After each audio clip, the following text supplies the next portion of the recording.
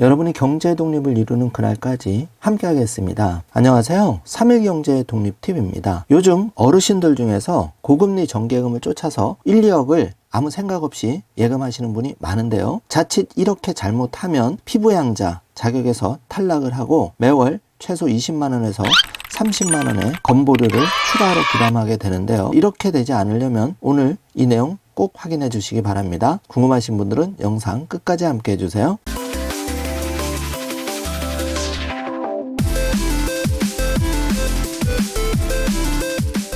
자, 그럼 바로 시작하겠습니다.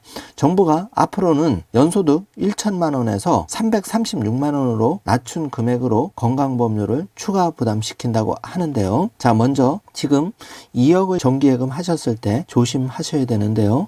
자, 2억을 이렇게 정기예금 5%만 넣어도 연 이자가 세전 1,000만원입니다. 자, 이렇게 되면 피부양자 탈락할 수가 있기 때문에 조심하셔야 되고, 자, 이런 경우에 부부가 각각 1억씩 중료를 통해서 남편이 1억, 배우자가 1억 이렇게 하는 방법도 있고, 또 자녀한테 중료를 미리 5천만원, 2천만원 해서 이 금액을 낮출 필요가 있습니다. 자, 그런 경우에 한번 염두에 두시고요. 제가 자세하게 뒤에서 다시 한번 설명드리겠습니다. 자, 정기예금 잘못 들면 건강보험, 피부양자 자격 상실로 탈락하고 추가 보험료도 부담을 해서 낭패를 볼 수가 있는데요. 자, 정기예금의 금리가 높아지면서 안 들면 마치 손해인 듯한 분위기입니다. 그래서 주변에서 어르신들이 고금리를 찾아서 은행, 저축은행도 가시고 하는데요. 그러나 따져보지 않고 이자만 보고 정기예금에 가입하셨다면은 방금 살펴본 바와 같이 피부양자 자격 상실이 됩니다. 또 피부양자에서 탈락이 되어서 건강보험료를 매월 추가로 내야 하는 경우가 발생할 수가 있는데요. 정부가 건보료 개편에 따라서 금융소득 기준을 이제는 1,000만원으로 바뀌었습니다. 그래서 정기예금 가입할 때 이런 경우를 대비를 꼭 하셔야 된다는 얘기입니다. 자, 자세히 살펴보면 앞으로는 금융소득 기준이 현재는 1,000만원인데 추후 336만원으로 더 내려갑니다. 그만큼 정기예금을 조금만 하셔도 피부양자 조건에서 탈락할 수가 있다는 얘기인데요.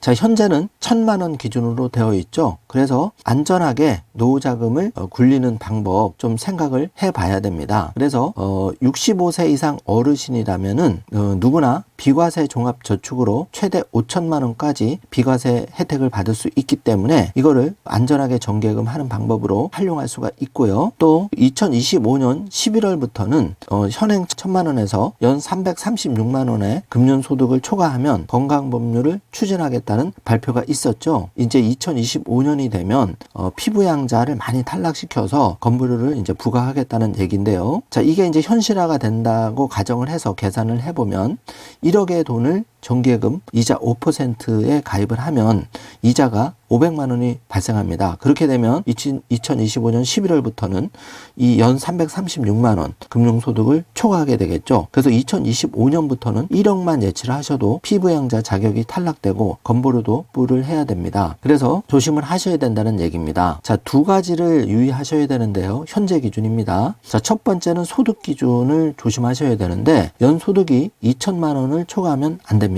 또 사업소득이 있어서는 안 되는데요. 자, 여기서 금융소득은 1,000만원입니다. 재산 기준은 재산세 가표가 9억 원이 넘어가면 안 되고, 또 재산세 가표가 5억 4천만 원을 초과하고 9억 원 미만이면서 연소득이 1천만 원을 초과하면 안 되는데요. 자, 이 두 가지 소득 기준과 재산 기준을 잘 살피셔야 됩니다. 보통은 집을 보유하고 금융 재산을 갖고 있는 경우가 대부분인데요. 정기예금 이자 때문에 소득이 1,000만 원을 초과하면 피부양자 자격을 박탈당하고 지역가입자로 전환될 수가 있는데 20만 원에서 30만 원의 건보료를 매달 부담하게 되는 것이죠. 그래서 특별한 소득이 없는 은퇴자에게 매달 나가야 하는 건강보험료는 부담이 될 수밖에 없죠. 그래서 앞으로는 연소득 1천만 원에서 336만 원으로 바뀐 것도 유념하셔서 현재는 1,000만 원이니까 가급적이면 정기예금을 2억 이상 하시면 안 되겠습니다. 그래서 1억 이하로 낮추는 게 중요한데 이 방법도 알아보겠습니다. 지금 2억을 하는 것보다는 최대한 금액을 1인 기준으로 1억씩 낮춰서 하는 게 중요한데요.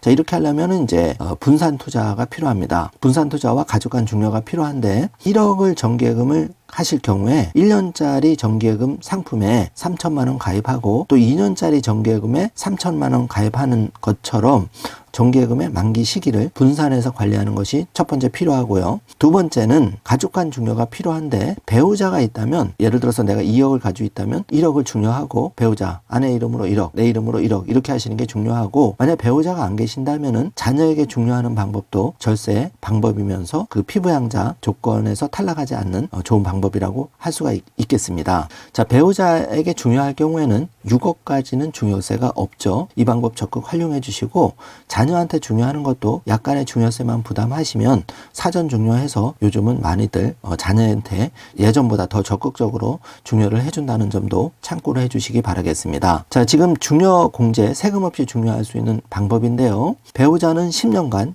6억까지 가능하고, 성인 자녀는 5천만 원까지, 미성년 자녀는 2천만 원까지 세금 한 푼 없이 중요가 가능합니다. 자, 자녀가 2명만 있어도 성인 자녀 1억 원까지 각각 5천씩 하니까 1억까지 중요를 해줄 수 있으니까 이 방법을 적극 활용하시길 바라겠습니다. 그러면 웬만큼 2, 3억 정도 정기예금이 있으셔도, 자, 이런 걸 감안하신다면 피해갈 방법이 있다는 것이죠. 자, 6억 원의 목돈을 1년 만기 5% 금리 예금에, 정기예금에 가입하셨다면 이자만 3천만 원이 나오게 됩니다. 이렇게 되면은 피부양자 탈락은 물론 건보료 폭탄도 당연히 피할 수 없게 되는데요. 또 금융소득이 2천만 원을 넘어가면 이제는 금융소득 종합과세도 내야 돼서 15.4%가 아니라 그 35% 이상의 금융소득 종합과세를 내야 됩니다. 그래서 여러모로 불리하기 때문에 적극적으로 예금을 분산하셔야 되고, 배우자와 자녀에게 사전 중요하는 것도 필요합니다.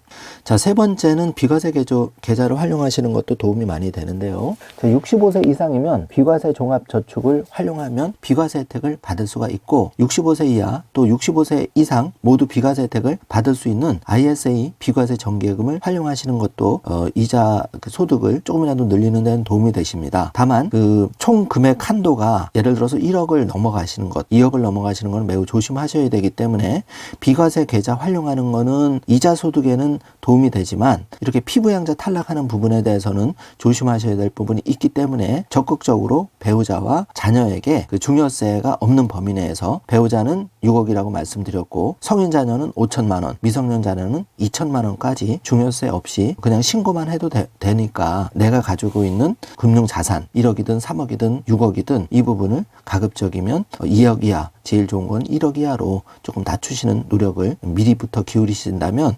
2025년에는 1억만 해서 5%라도 500만 원, 그러면 바로 피부양자에서 탈락하는 불리한 경우가 생길 수 있기 때문에 지금부터, 지금 1, 2년 전부터 미리 준비를 하셔야 된다는 얘기입니다. 자, 정리를 해보겠습니다. 자, 현재는 정기예금 2억 이렇게 되면 조심을 해야겠죠. 5%니까 1,000만 원 피부양자 탈락할 수가 있고요.